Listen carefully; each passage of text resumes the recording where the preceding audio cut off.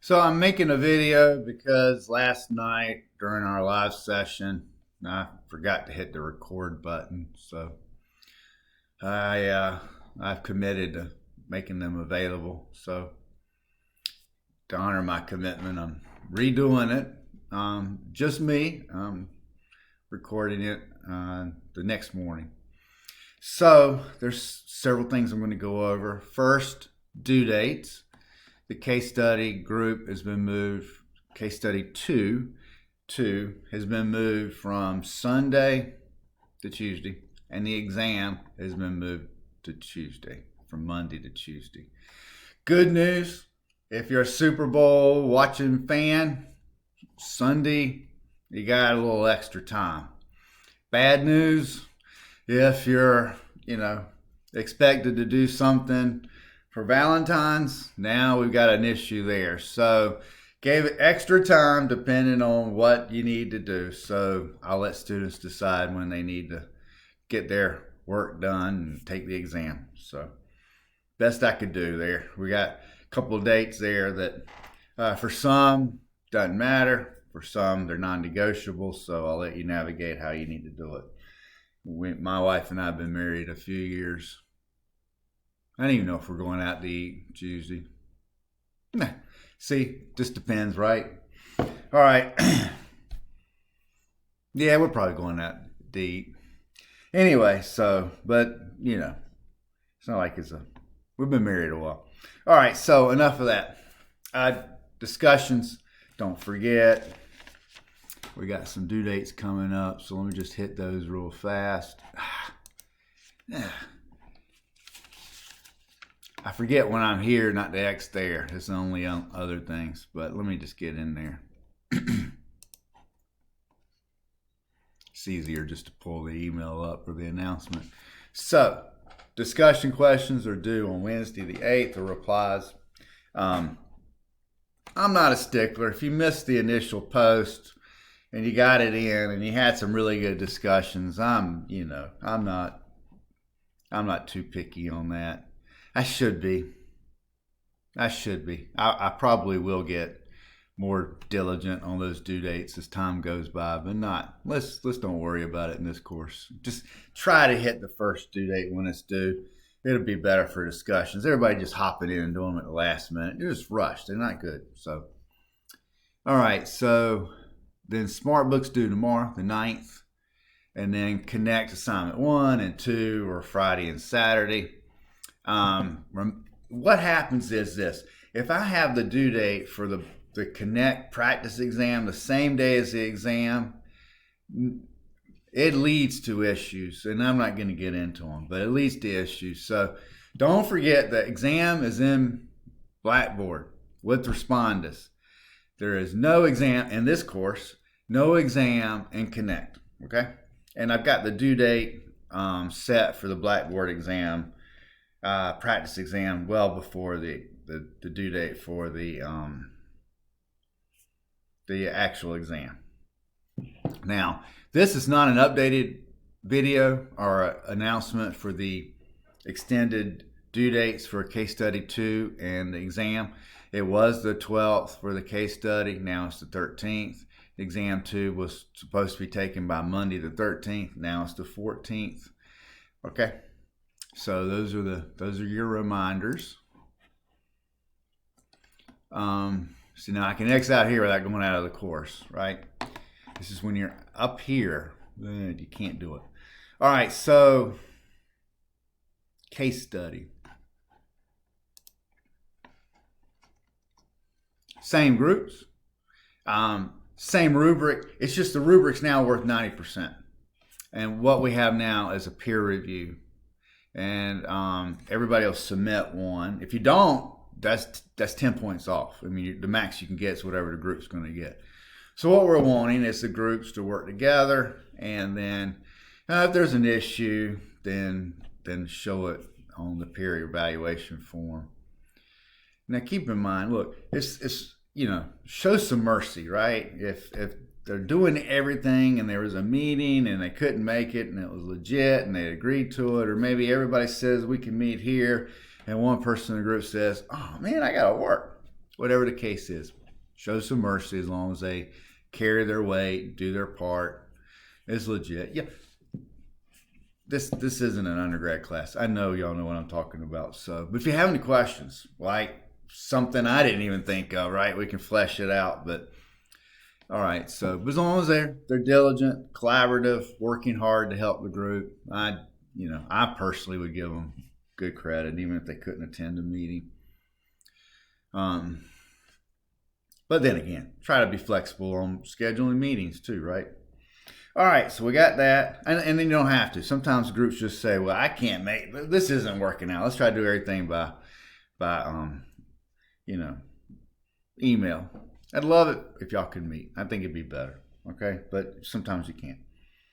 All right, so we cover that. This form, so you'll complete that form. I'm not going to click on it. It's self-explanatory.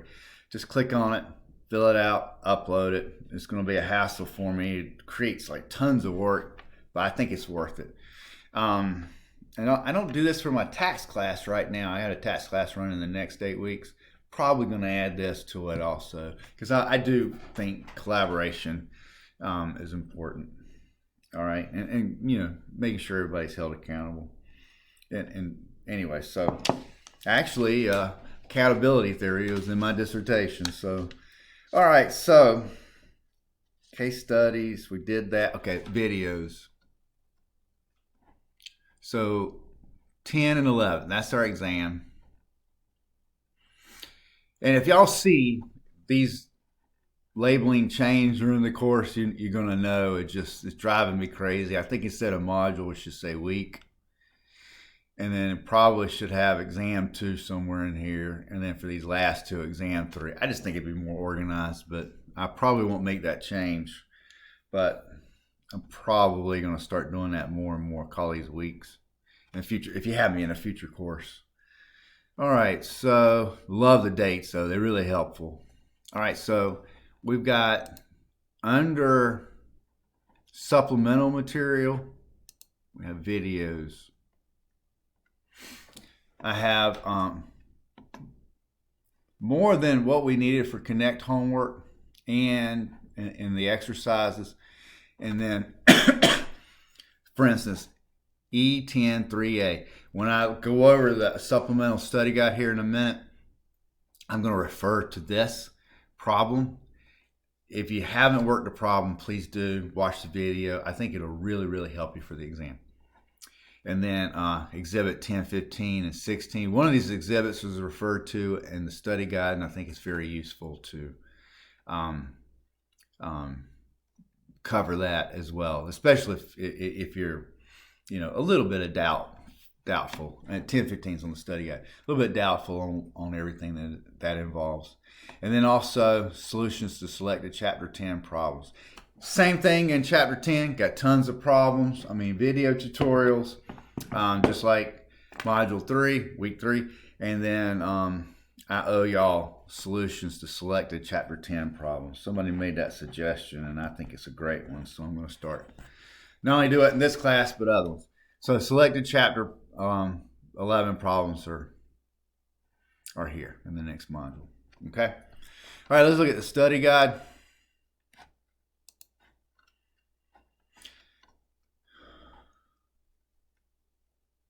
Where did it go? Oh, here it is.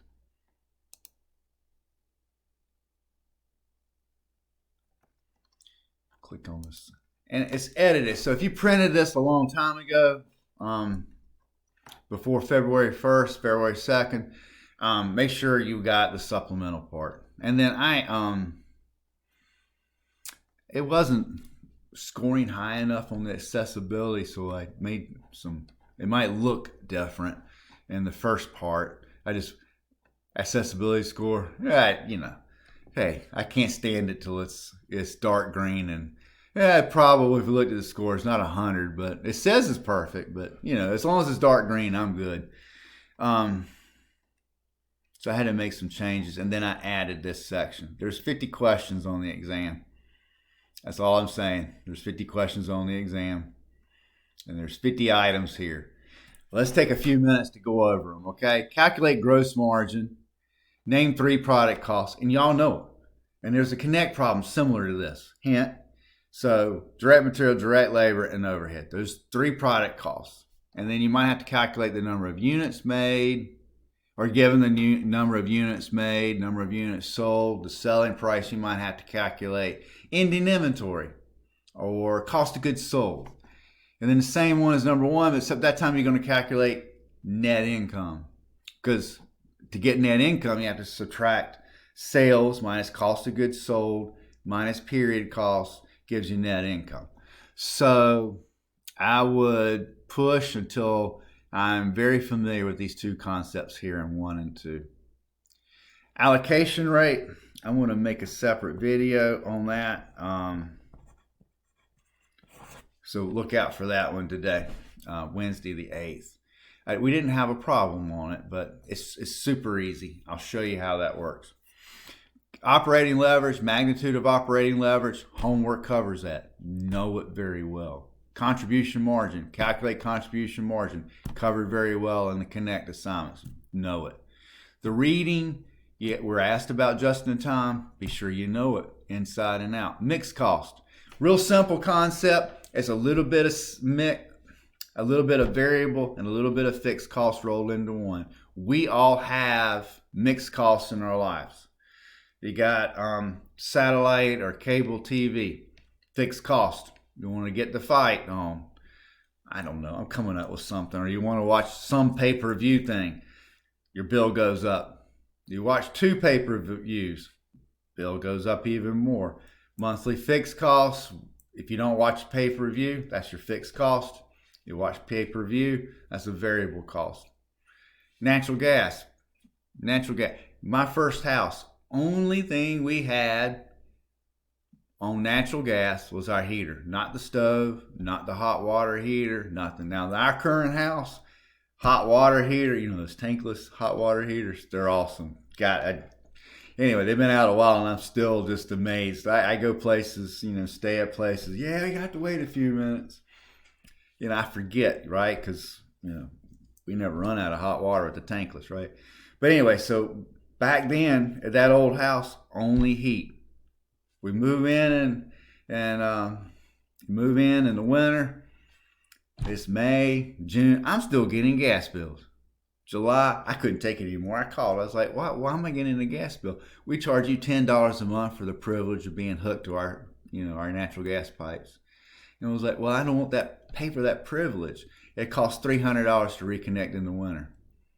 That's $10 a month times 12, right? It's 120. That's a lot more than I'm going to save for a few months in the summer. So, you pay that $10. Soon as winter came, we crank up the heat, bill goes up. Fixed cost, $10 every single month, all year round. Goes up or down based on natural gas. So summertime, fixed cost only, $10. Winter, 10 plus however much natural gas I'm using. I think they measure it in therms or something like that. So the more therms you use, the more the bill goes up. Mixed costs, right? Cable, natural gas bill. And believe me, I'm pretty confident that your electrical bill, your water and sewer bill, they all have a fixed cost and a variable cost.